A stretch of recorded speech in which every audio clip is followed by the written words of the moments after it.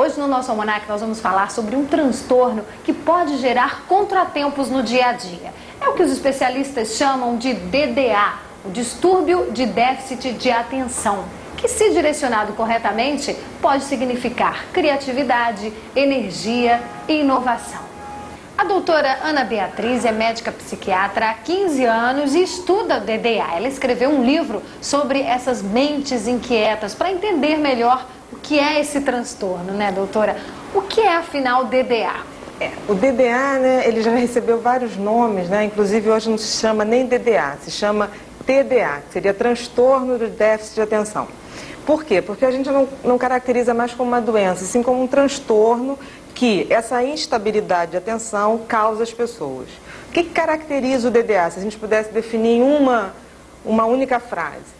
Um funcionamento mental caracterizado por uma aceleração muito grande nesse funcionamento mental, e isso vai levar a uma alteração de atenção que a gente chama instabilidade de atenção, que vai fazer a atenção funcionar num esquema que a gente chama on-off.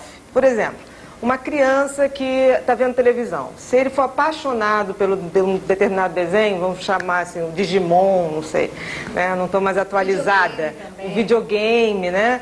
Então ele fica ali com uma hiperatenção, que a gente usa o termo de hiperfoco. Então pode a mãe chamar, pode a casa desabar e ele não consegue se desligar daquilo. Então, por que a gente não usa o termo déficit? Porque não há um déficit, pelo contrário, há uma hiperatenção intercalada com uma distração.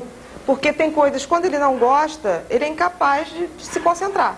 Por exemplo, uma aula de história, se ele não gosta, ele vai para lá, ele pode até ficar quieto, ou não.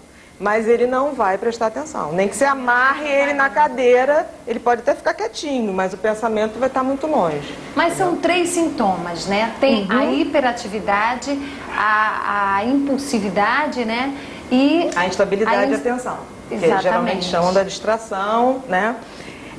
Mas o fundamental é o sistema do funcionamento mental acelerado. Isso é fundamental, o resto não. A impulsividade pode estar presente. Tá? E a hiperatividade física. A impulsividade e a hiperatividade física são mais comuns no sexo masculino. Durante muito tempo até se chegou a pensar que o DDA era exclusivo dos meninos.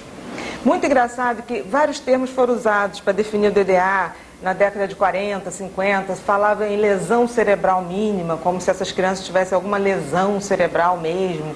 Se chegou a falar em síndrome do caráter amoral, como se essas crianças fossem bagunceiras demais e tivessem um certo caráter duvidoso, né? Chegou-se a pensar em síndrome também de disfunção da atenção, quer dizer, vários nomes foram dados. Toda vez que alguma coisa em medicina tem várias versões, é porque a gente não sabe exatamente o que está acontecendo. A verdade é essa, é mais fácil a gente admitir a nossa ignorância e repensar aquele assunto. E é isso que eu acho que está acontecendo com o DDA, principalmente no final da década passada e nesse início.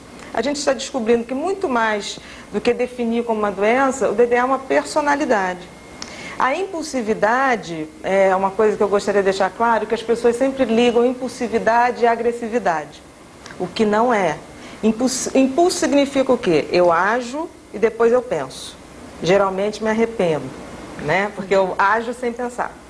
O que acontece? Num cérebro em que o funcionamento é muito rápido, a probabilidade de eu agir sem pensar é enorme, entendeu? Agora, essa impulsividade pode ser para comer, pode ser para jogar, pode ser por drogas, pode ser por trabalho, né? Pode ser por sexo. Agora, o que a gente faz, né, principalmente com os adolescentes, é pegar essa impulsividade e transformar numa impulsividade boa, né? Por quê?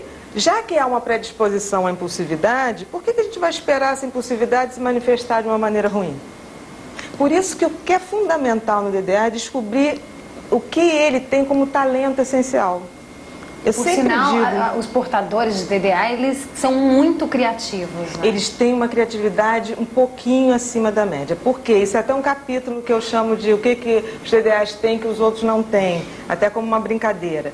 Porque a criatividade nada mais é do que ideias. Ideias e ideias e ideias. né? Tanto que quem cria mais erra mais.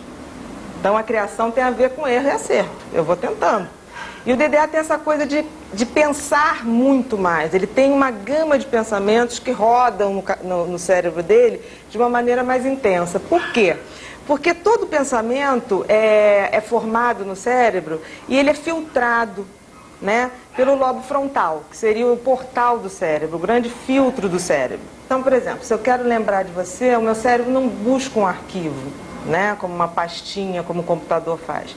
Ele vai me pegar e vai me dar milhões de informações vindas de várias áreas diferentes. Por exemplo, eu vou lembrar do teu olho vindo aqui de trás, do meu lobo occipital. Eu vou lembrar do cheiro do teu perfume vindo do meu lobo temporal, aqui logo acima da minha orelha. Então, são milhões de informações pequeninas a ponto de eu lembrar do formato da tua mão, do formato da tua unha, coisas que sem querer eu captei, nem querendo, tá? Por exemplo, eu olhei e fixei formato de boca, sobrancelha, é como se fosse um registro que o meu cérebro faz sem eu mesmo computar. Mas é claro que quando eu vou lembrar disso, o que acontece? Não me interessa saber todos esses detalhes. Essas informações são levadas ao meu lobo frontal e ele filtra. Porque eu não preciso disso tudo, eu só preciso lembrar da Luciana e dizer, ah, sim, a Luciana, pronto. O que acontece com os DDAs é que o lobo frontal, principalmente o lobo frontal direito, tá? Esse filtro, ele é como se ele tivesse um furinho, vamos dizer assim, se fosse um filtro de café. Ele funciona um pouquinho menos. Por quê? Porque para funcionar, esse filtro precisa de uma substância chamada dopamina. E os DDAs nascem com um pouquinho menos dessa substância. Isso não quer dizer que é melhor ou pior. Como os deprimidos nascem, as pessoas mais pessimistas, mais com tendência à depressão, nascem com um pouquinho menos de serotonina. No caso dos DDAs, nasce com um pouquinho menos de dopamina. Então, faz com que esse filtro funcione menos. Então, quando chega a informação ali, ao invés de eu lembrar só o que interessa, entra uma avalanche de pensamentos, que aí começa a retornar. Nisso, eu fico com um volume de informação que não me é necessário, entre aspas, mas que, ao ficar esbarrando uma com as outras, acabam gerando pensamentos novos.